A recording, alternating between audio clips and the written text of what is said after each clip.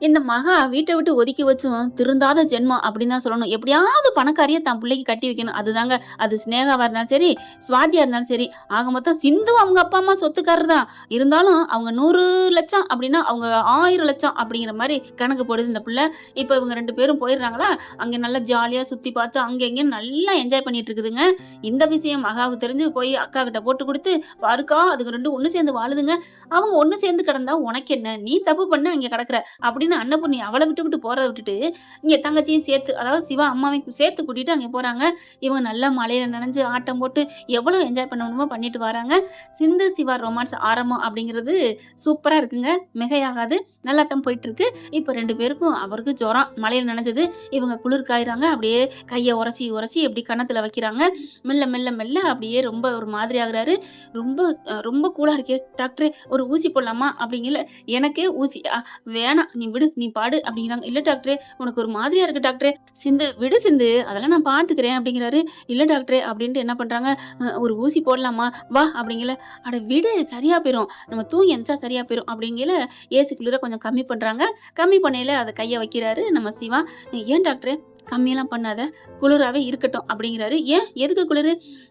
குளிராவே இருக்கட்டுமே விடேன் அப்படின்னு சொன்னோன்னே, குளிரா இருந்தா தான் கட்டி அணைக்க தோணும் அப்படின்னு இருக்கைய கட்டிக்கிறாங்க. நம்ம சிந்துவும் அப்படியே பார்த்து டாக்டரே நிஜமாவா? அப்போ உனக்கு என்ன புடிச்சிருக்கா? ஏய் கிறுக்கா நீ? பிடிச்சிருக்கான்னு கேட்குற? பிடிச்சதுனாலடி உன்னை வந்து இப்ப படத்துக்கு வச்சுக்க சம்மதிச்சிருக்கேன் அப்படின்னு சொல்ல, டாக்டரே அப்படின்னு நெத்தியில அப்படியே முட்டிக்கிறாங்க. அதுக்கப்புறம் கைய எடுத்து முத்தம் குடுக்குறாரு. அப்படியே சிவாவோட கையெடுத்து இவங்கள முத்தம் குடுக்குறாங்க, அணைச்சுக்கிறாங்க. பாண்டியன் ஸ்டோர் கதிர்ராஜ் மாரி வெளியூர்ல போய் ரூம் எடுத்து தங்கையில தாங்க எல்லாம் ஒண்ணு சேர்றாங்க. முதராத்திரிய கொண்டாடுறாங்க. இவங்க 2 பேரும் சங்கமிச்சிடுறாங்க. அவ்வளவு ஒரு சந்தோஷம். போயே போச்சு ஸ்கான் கோயிங் அப்படிம்பாங்க இல்லையா, அந்த மாதிரி சிவாவுக்கு ஜுரம் போயிருது.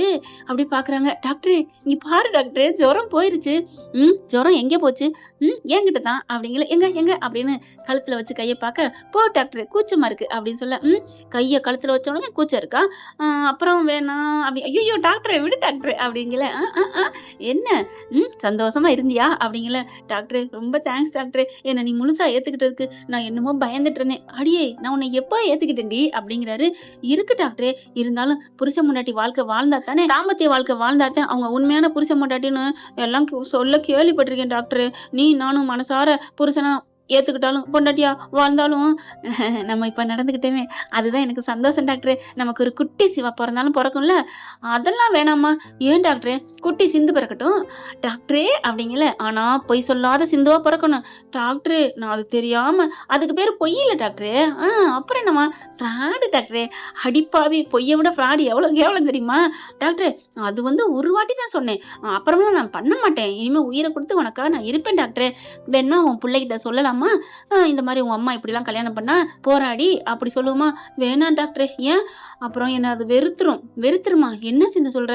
ஆமா டாக்டரே, நீ நல்ல மனசு உள்ளவன் அதனால என்னை ஏத்துக்கிட்ட. ஆனா பிள்ளையா இருந்தாலும் பெத்த தாயா இருந்தாலும் எங்க அப்பாவை இவ்வளவு சந்தி சிரிக்க வச்சியாமா? நீலாம் ஒரு அம்மாவா ஒரு தாயா?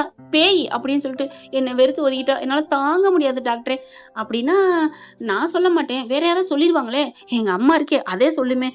பரவாயில்ல டாக்டரே அப்ப பாத்துக்குறோம். அப்ப நீ எனக்கா சொல்லிவிட்ட டாக்டரே, அம்மா அப்படிலாம் செய்யலடா அப்படின்னு சொன்னா பாப்பா நம்பும்ல அப்படிங்கிறாங்க. அதுக்கப்புறம் பேசிக்கிட்டே கட்டி பிடிச்சிட்டு ஒன்னா அப்படியே இருக்கிறாங்களா.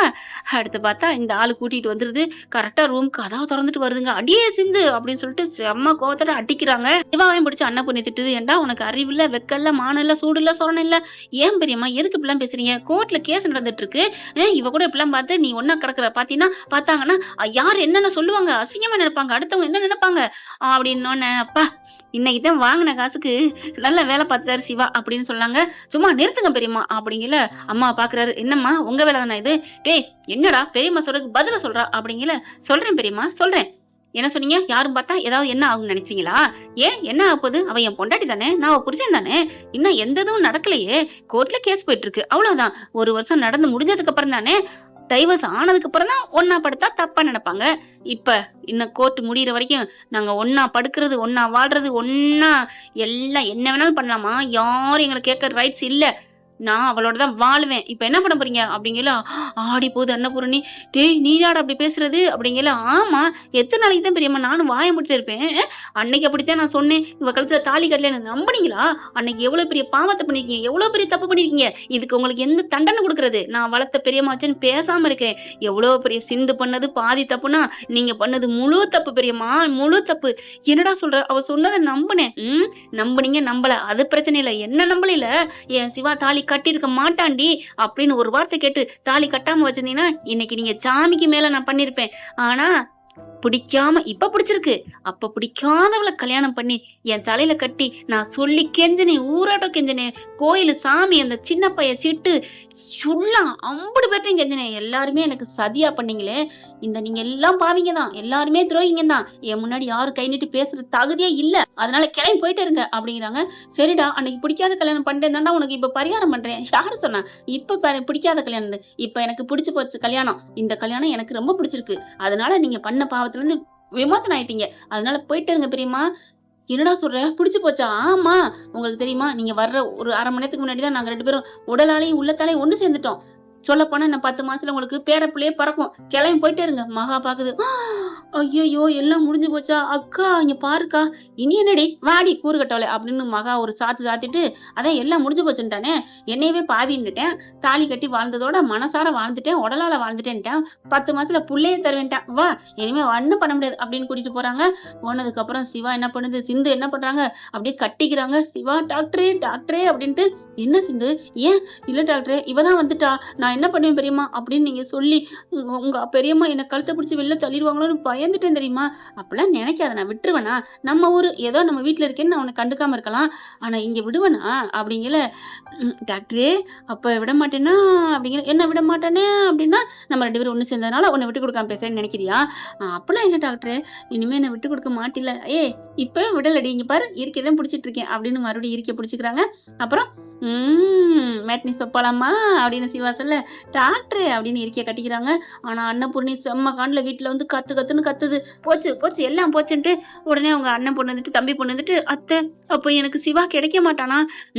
என்ன பண்றது, அவன் பண்ணதெல்லாம் எனக்கு வயிறு எரியுதே. உடனே மகா இருந்துட்டு, நீ கவலைப்படாதம்மா, என் புள்ள உனக்கு தான், நீ தான் என் மருமக. உடனே மகாவை முறைக்குது அன்னபூர்ணி. என்ன என்ன நினைச்சிட்டு இருக்க மகா, அவன் தான் வெட்ட வெளிச்சமா சொல்லிவிட்டானே, எனக்கு சிந்துதான் பொண்டாட்டி, அவன் கூட தான் வாழ்வேன்னு. அப்புறம் என்ன பேசிட்டு இருக்க? இல்லக்கா அது வந்துக்கா, எப்பார் இதான் சாப்பிட்டு நீ வீட்டுக்குள்ள வந்துட்டியா, வெளில போ அப்படின்னு விரட்டி விடுறாங்க. அக்கா அப்படிங்கல. போ, நீ எவ்வளவு பெரிய பாவம் பண்ணிருக்க தெரியுமா, அந்த சிந்து நீ உன் தம்பி அப்படிங்கல. அக்கா அப்படி பார்த்தா என் புள்ள உன்னையும் தான் பாவம்னு சொன்னா, நீ பாவம் பண்ணிட்டேன்னு நீனு வந்து தனியா வந்து இருப்பியா அவுட் ஹவுஸ்ல அப்படின்னு சொல்ல, நியாயம்னா எல்லாருக்கும் நியாயம் இருக்கணும். என் பிள்ளைக்கு நீ பாவம் பண்ணிருக்கிற, அந்த பாவத்துக்கு நீ பரிகாரம் பண்ணணும். இப்ப வேணா பாவம் போயிருக்குன்னு என் புள்ள சொல்லலாம், ஆனா அன்னைக்கு என் புள்ள அழுதான்ல, நம்புனியா, தாலி கட்டினில, அதுக்கு என்னக்கா பண்ண போற அப்படின்னு யோசிக்குது அன்னபூர்ணி. வாடி வா, நல்லா ஏத்தி விடுறேன் அப்படின்ட்டு. என்னக்கா பண்ண போற, என்ன பண்ண போற சொல்லு, நீனும் வரணும். சரியான மனுஷியா இருந்தா, நீ நியாயவாதியா இருந்தா, தீர்ப்பு கூறதுல நான் சத்தியத்தை மட்டும் பாப்பேன்னு சொல்றது உண்மையா இருந்தா, மரியாதை எங்கூட அங்கிட்டு படுத்து அடுத்த ரூம்ல இருக்கணும் அப்படி சொல்ல, அப்படியே ஒரு மாதிரி ஆகுறாங்க. உடனே அவங்க புரிச்சு வந்துட்டு, என்னடி பேசுற, நீங்க சும்மா இரியா, நான் சொன்னது சரிதான் கேளு, உன் அண்ணன் பொண்டாடிக்கிட்டே. அவங்களே ஆமாம்பாங்க. அண்ணி என்ன நீ விடு, அவ சொல்றது சரிதான், கரெக்ட் தான், ஆமாதான், நான் பண்ண தப்பு தான், தப்புக்கு நானும் தண்டனை அனுபவிக்கணும் அப்படின்ட்டு கிளம்புறாங்க. உடனே பைரவி ஆறுமுகம், ஐயோ அத்தை பெரியம்மா அம்மா அதெல்லாம் வேணாம் அப்படின்ட்டு, என்ன சின்னம்மா இப்படிலாம் பண்றீங்க, நீ சும்மா ஆறுமுகம், பாவம் பண்ணா தண்டனை அனுபவிச்சான் தீரணும். சிந்து இருக்கால வெளில போய், நான் இருக்கேன்ல, அப்ப இவங்க மட்டும் இவங்க பெரியவங்க தப்பு பண்ணா தப்பு இல்லையோ அப்படிங்கல. டக்குன்னு உள்ளுக்க போகுது. என்ன பண்றா, எங்க போறா அப்படின்ட்டு பார்க்க துணிமணிலாம் எடுத்துட்டு அடுத்து இன்னொரு பக்கத்துல இருக்கா. ஏண்டா எத்தனை வந்துடா கட்டி வைப்பீங்க அவுட் ஹவுஸ், அந்த காலத்துல ஜெயில கட்டி வைப்பாங்கல்ல தனித்தனியா, அந்த மாதிரி இருக்கு. அங்க போய் உட்காந்துருது, தலையில துண்டு போட்டுக்கிட்டு. உட்காருடி உட்காரு, என்ன மட்டுமா நீ வெளில தள்ள, உன்னையும் தள்ள வச்சுட்டேன்ல. பைரவியும் ஆர்வம் வராங்க. அம்மா வாமா வீட்டுக்குள்ள. நான் பண்ண தப்புக்கு தண்டனை அனுபவிச்சுதான் தீரணும், நான் இங்கேதான் இருப்பேன், நீ போ அப்படிங்கிறாங்க. அதுக்கப்புறம் டாக்டருக்கு போன் பண்றாங்க. டேய் என்னடா பண்ணி நடந்திருக்கு, இங்க பாருடா, அம்மா இங்க வந்து அவுட் ஹவுஸ்ல இருக்காங்கடா. என்ன சொல்ற அப்படிங்கல. நடந்ததெல்லாம் சொல்றாங்க. ஓ அவங்க பண்ண பாவத்துக்கு தண்டனை அனுப்பிக்கிறாங்களா, இருக்கட்டும், அதெல்லாம் ஒண்ணும் பண்ண வேணாம் ஆரம்பம், விட்டுரு. ஏன்டா அப்படி பண்ண, எங்க அம்மா போயிருந்துச்சுல, அது மாதிரி உங்க அம்மா போய் இருக்கட்டும், விடு, 2 பேர் இருக்கட்டும், பண்ண பாவங்களுக்கு அனுபவிக்கட்டும் தண்டனைய அப்படின்னு சொல்ல, சிந்து பாக்குது. டாக்டரே நீயா பேசுற, என்ன டாக்டரே அப்படிங்கல. பெரியம்மாவுக்கு ரோசம் வந்துருச்சு, அதனால பண்ண தப்புக்கு, அதாவது எனக்கு பண்ண தப்புக்கு தண்டனை அனுப்பிக்கிறாங்களாம். அவுட் ஹவுஸ்ல போய் தங்கிட்டாங்களாம். ஐயையோ! அத்தை பாவம் பெரிய அத்தை. நீ வா டாக்டரே போயிட்டு அவங்கள வேணான்னு சொல்லுவோம். அவங்களுக்கெல்லாம் உடம்பு சரியில்ல. கிளம்பு. நீ இவ்ளோ பாசமா இருக்க. ஆனா அவங்கள நீ மதிக்கவும் இல்ல, நினைக்கவும் இல்லையா சிந்து? டாக்டரே நான் பொய் சொன்னேங்கிறக்காக தானே அவங்க மதிக்கல. அதுக்கு முன்னாடி என்ன தங்கத்தட்டுல வச்சு தாங்குனாங்க. டாக்டரே வா டாக்டரே அப்படின்னு சொல்லி கிளம்ப கைய புடிச்சு இழுக்குறாரு. அப்படியே இழுத்து அணைச்சுக்கிறாங்க. சிந்து நீ எவ்ளோ நல்லவளா இருக்க அப்படின்னு அவங்களோட தாடைய 2யும் தன் கையில வச்சுட்டு அப்படியே நெத்தியில முத்தமிடுறாரு. அப்படியே ரொம்ப மெட்டாகுறாங்க. வா டாக்டரே போவோம் அப்படின்னு கிளம்புறாங்க. என்ன ஃப்ரெண்ட் இப்படிலாம் போனா நல்லா தானே இருக்கும். பார்க்கலாம் என்ன நடக்க போகுதுன்னு. இந்த பதிவு உங்களுக்கு பிடிச்சிருந்துச்சுன்னா உங்க பொண்ணான கையால ஒரு லைக்க போட்டு சப்ஸ்கிரைப் பண்ணி ஆதரவு கொடுங்க அன்பு உறவுகளே. Thank you friend. இந்த வீடியோ உங்களுக்கு பிடிச்சிருந்தா தயவு செய்து லைக் பண்ணுங்க. இன்னும் அப்டேட்ஸ்க்காக சேனலை சப்ஸ்கிரைப் பண்ண மறக்காதீங்க. நம்ம கிட்ட இருக்க எல்லா சேனல்ஸோட லேட்டஸ்ட் வீடியோ அப்டேட்ஸ்க்காக மேல ரைட் சைடுல காட்டுற லிங்கை கிளிக் பண்ணி வாட்ஸ்அப் குரூப்ல ஜாயின் பண்ணுங்க. உங்களிடம் விடைபெறுவது நான் உங்கள் மெஹர்.